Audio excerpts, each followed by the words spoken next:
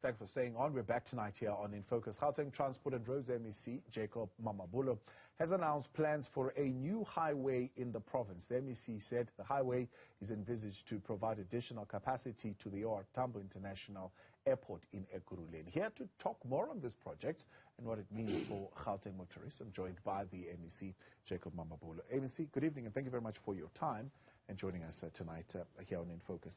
First, when I heard that the intention is, of course, to try and cut the Gululi's interchange traffic, I was very grateful because that creates a whole lot of nightmares for us who travel that route early in the morning and late afternoons. But, of course, the question then becomes, we are still dealing with the e-tolls matter. How do you build another highway when this one has not been resolved?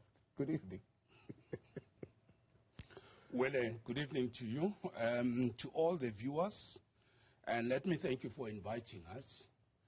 We did announce in our budget speech that we are entering another phase or a new phase of rolling out what we call the outer ring of highways in Gauteng province.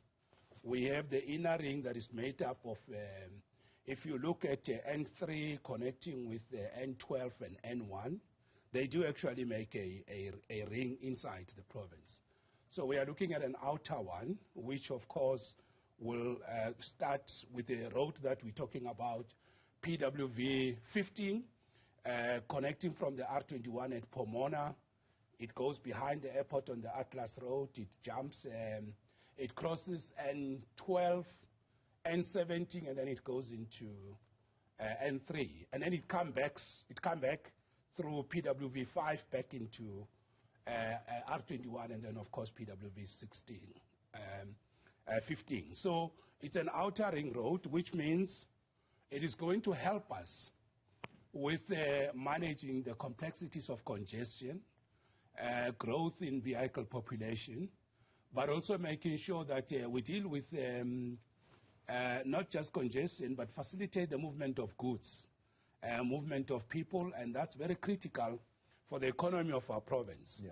So, with respect to the issue that you are raising about e-tolls, basically the question you're posing, if I understand you well, is how are we going to finance this? Because the e-tolls were meant to be the mechanism to generate revenue to expand the Gauteng road network.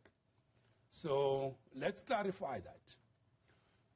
What we have said is the provincial government of Gauteng, the people of Gauteng, and of course the ANC-led alliance, which marched even to the union buildings, if you can recall.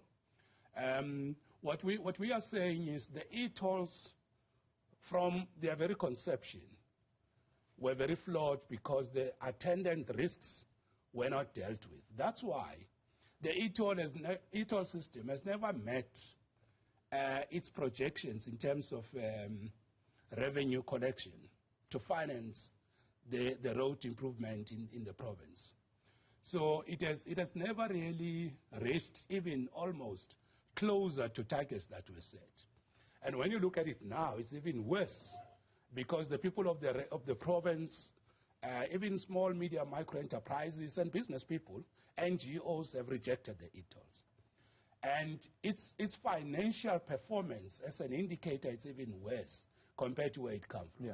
So I think we need to just clear the air that the e-toll as is, and even if, I don't know what else could still happen to it because they've been, cutting prices and all that, it is not a solution to generating money to finance the road network.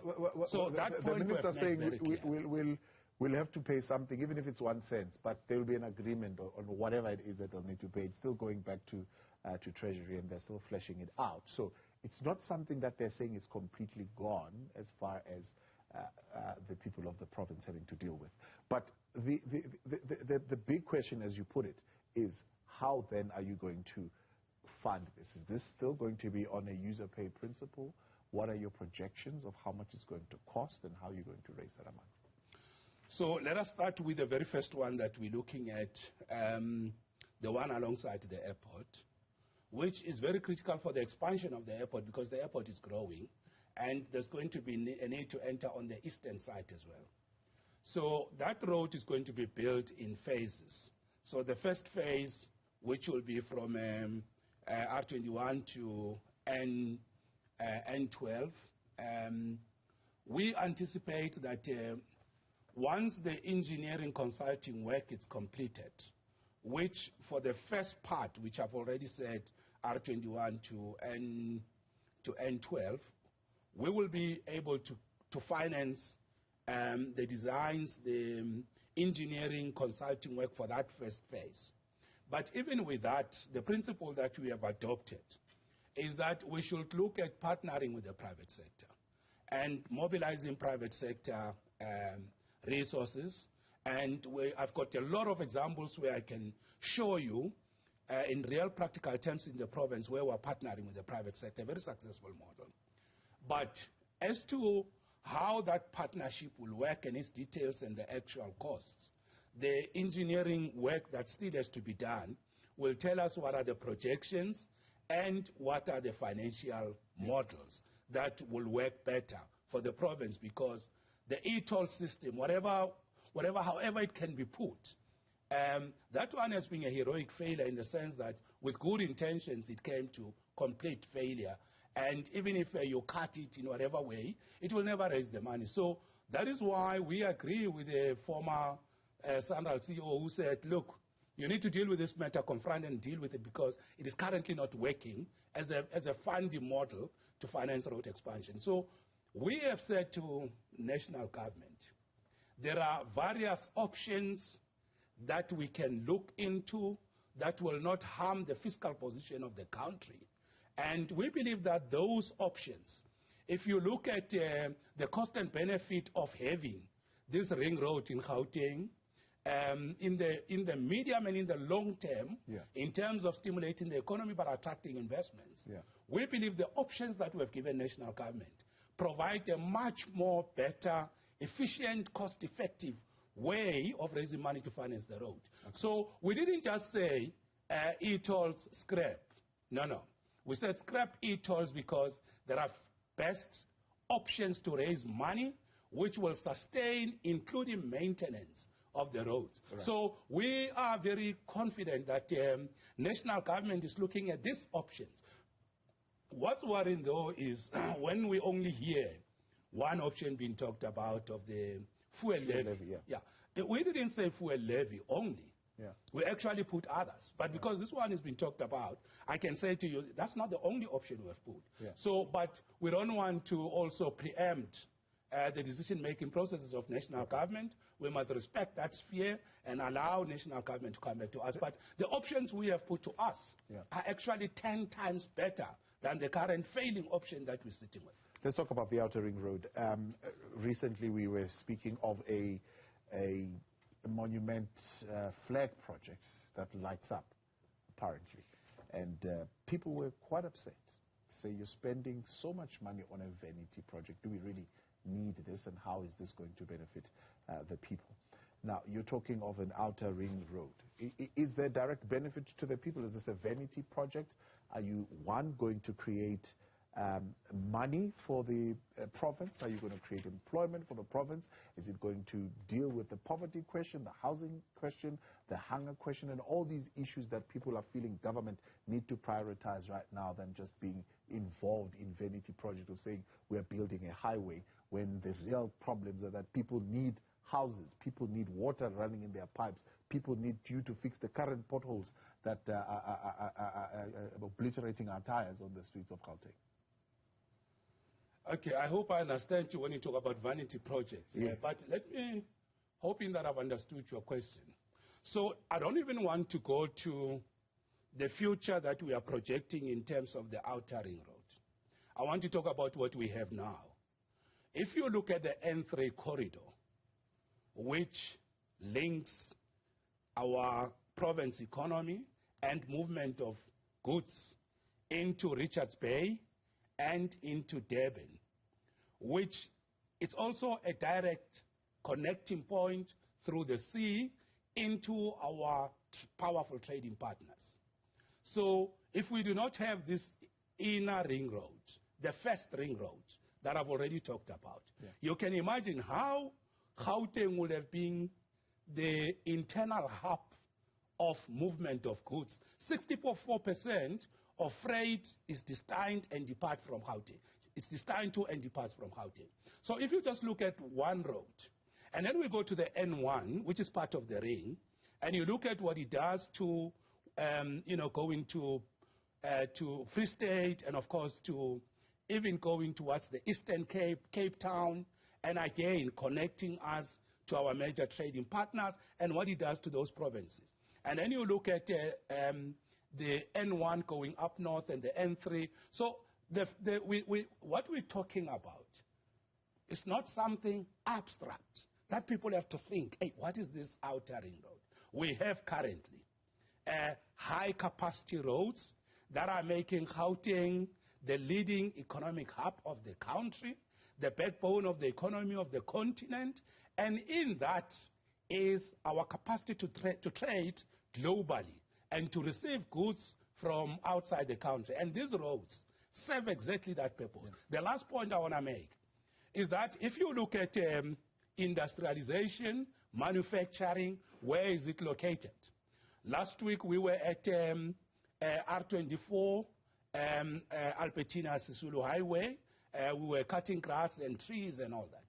If you look at just the airport, the industries that are there, actually across the province, most industries are either closer to rail or closer to the road.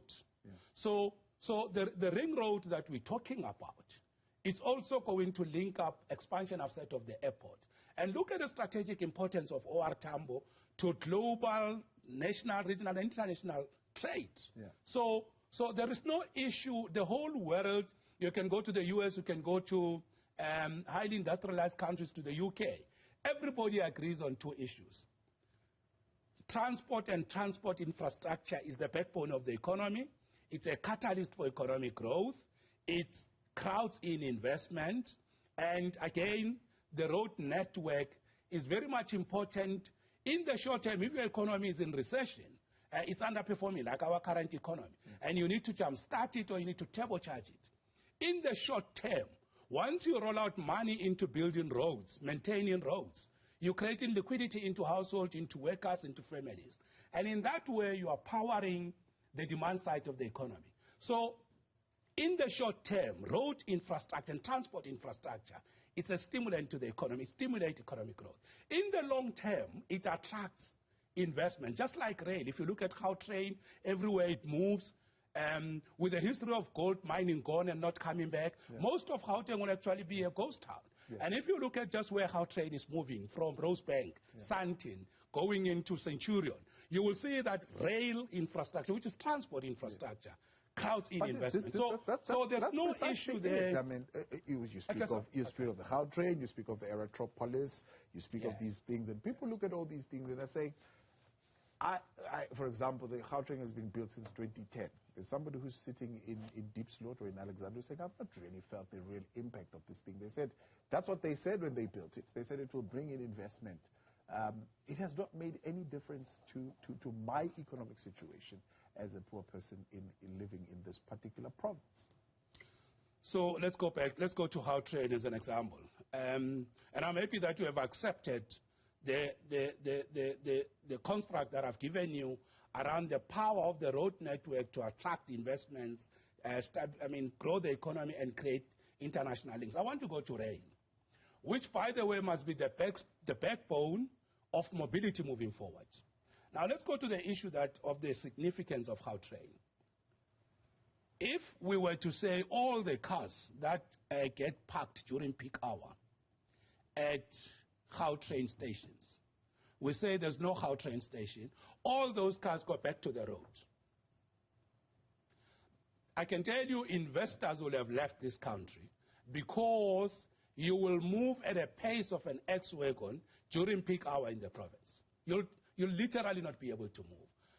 People going to work, productivity at work, spending long hours on the road. And also movement of goods, very costly. So congestion would have knocked out any potential of the economy to even attract investors, let alone keeping those that are here.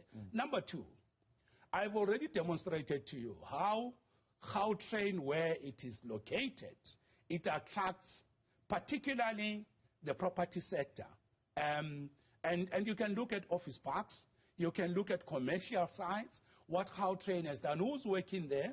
If those workers who are working in those places were to hear me and you saying Gautrain is not benefiting the people, they'll be surprised, because those investments and areas where they're working, where there's retail, commercial and property and all that, they will not be able to get those jobs if Gautrain was not here. Thirdly, we have got a big problem that in 2030, we must meet the Paris Agreement on our commitments to reducing greenhouse gas emissions. Yeah. In order for us to do that as a country, we require decarbonizing the road. And if we are to decarbonize the road, it means me and you must park our cars, because they are the biggest culprit on the road causing greenhouse gas emissions. And therefore, rail is very safe. Yeah. So in other words, as an investment asset, as a passenger transport service, and for reducing greenhouse gas emissions and complying with our global commitments, all of us are going to benefit and are benefiting. And still, I've not yet even spoken about the expansion of Gautrain into Soweto, that is still coming, into Mamabolo, into the townships. So the benefits are quite huge. What would say you've just maybe, in a sense, argued even against that project when you mentioned the question of greenhouse emissions? Because why build more roads when we need to park our cars? Maybe you should be investing in improving rail infrastructure, because we need to get those trucks off the roads, actually transport these goods via train, not build another road. But besides that, build roads, it's more steel, it's more emissions. It's an argument against that very same issue you're raising on greenhouse gas emissions. Well, I think the viewers will agree that the migration from road to rail, from road to pipelines, does not in itself suggest that you will not need the road network, because even with vehicles, there's a movement from internal combustion engines into smart cars, electrical vehicles, cars that are using hydrogen and clean energy. So there are you still need distribution at a particular level. So there will be a coexistence, complementarity between migrating to rail, but also you still need the road network as a feeder into the rail system. So, but when we say migrate from passenger transport to the rail, passenger and freight, it doesn't mean we don't completely need the roads. But if we are to decarbonize the road, we are better on Gautrain, because with that way we are saving the climate. And who knows, transport is changing. There are now electrical vehicles, there are now driverless vehicles, and I've also seen another vehicle that's like a small craft that is also flying small distances. So mobility is changing and shifting, but I'm quite sure that in the long term, we will still need the road network with clean energy, though. Let's talk about the engineers then, because you're saying they are still going to do their assessments and calculations. How much is that going to cost us? Because in these engineering projects, even the assessments and the working out and the calculation of the impact costs millions and millions of rands. So, we are going out on a tender on that. So it means we're going to call competitive bids. And you can imagine, because the tender regulation says we must pay the cheapest. So if I start to throw prices during a supply chain process, then those who are bidding will say, we have the price. Cost overruns. I've never seen it up like this. Cost overruns. Let's talk about cost overruns. The issue of how cost overruns. Are you going to lock that down? Let me just clarify. There's a point that I really want to make, which will come to that. Remember, globally, the big problems of infrastructure are about cost, about time, and about quality.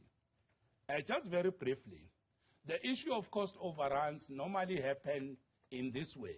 People running for the lower price when they bid, their objective is to win the tender. And then they realize that they've undercosted. And when they approach banks and financial institutions to finance their projects, you realize the tender is not profitable. Yeah.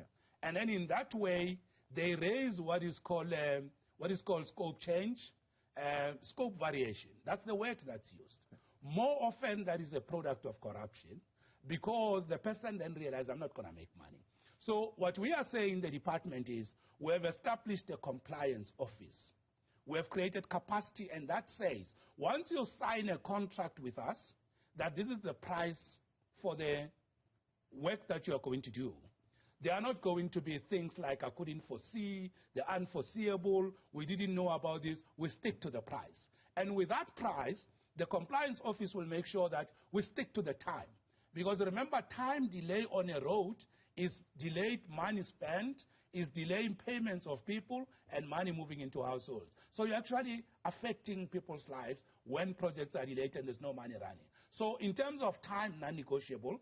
And again, just here in William Nicol, we have had a road where people were using some material, guinea pig on our road, very important road, Deep Sloot, going to Stein City, and of course going towards the N1 as well. Yeah. And they used a material that was not properly tested, and the road collapsed. Right. So the issues of quality are also very much important. And in the three, cutting corners, trying to make money where you undercosted.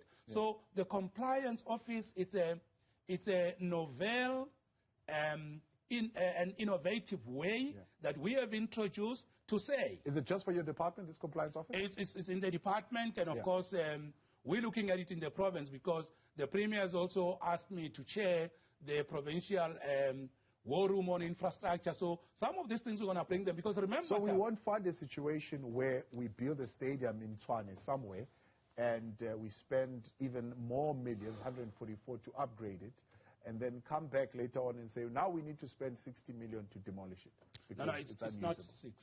Okay, 20. Yeah, okay. But it's just not 60. Right. Okay. Now, let me agree. Yes, that's what we're going to have, because let me give you a practical example of what we're trying to do. When the same companies that work with government are building a mall for the private sector, capital formation, fixed capital formation for private sector, whatever they are building for them, they stick to time, to costs, and to quality. If a certain retail shop says in January, we are opening in December, I've never seen that timeline moved. But if it's government, that timeline would shift 3, 4, 5 times. So the compliance office is precisely that. If you have signed a contract, our country is founded on the principle of the rule of law. And therefore, every letter in the contract should be worth the paper it is written on. And then you can't vary and change. So if you sign a contract with us, you have signed a contract. If you can't perform according to contract, then I must say that we're starting to see a problem where people who have given projects are running out of money. Yeah. We don't know, we're trying to assess this, is it the impact of COVID-19, but people are starting to fail to pay workers, to pay their obligations on site. So if you have signed a contract with us and you can't meet time, cost, and quality, we're going to invoke the agreement you have signed. Yeah. And then penalties must kick in. Right. One of them is termination, and the other one is also to blacklist you as a director of a company so that you don't take chances ever again. Because if you terminate in the middle, like it has happened in William Nicol, we must go back to the drawing board. We must go advertise, start afresh. What has been done is gets demolished because, so there's no activity on site. So it takes us back, and the cost triple. And inflation as well, prices changes. So if you sign a contract with us from now, with the compliance office we have created, in the same way that you respect the private sector, you're going to have to respect us, because we need to stimulate the economy, we need to create jobs, we need to pay people. There are also obligations that we have. We need to create infrastructure for our country and investment. So the people who have been taking chances to just come and win the tender and think they'll do other tricks, those days are gone with the compliance office. And it's a model we will test and see how it works, and we'll want to roll it out in the province. A quick one before we run out of time. We have about 30 seconds or so. there is a thing called public tendering system that Gauteng was talking about. To make open tender system. It's called open tender system. Is that the process that you're going to be following here? With the tender, yes, it's linked. So remember that these things are related. So the open tender system was meant to say, let's bring openness, transparency, and visibility and bring light into the tender process. So when tenders are evaluated, those who have tendered and those who are interested can actually observe, like in a very open, transparent manner. They can see what's going on. So that was meant to make sure that we deal with corruption. Yeah. The compliance office, though, says then once you are appointed and now you have taken site and you are now working on site, we need to see the milestones and targets being achieved. We need to see the project being completed within the time you have signed. Because the rule of law is the rule of law, and precisely because it's a rule of law, it is binding, it's non-negotiable, and people must comply with it. Mr. Mamabolo, I appreciate your time. Thank you so much for coming on. That is the Gauteng MEC for Public Transport and Road Infrastructure.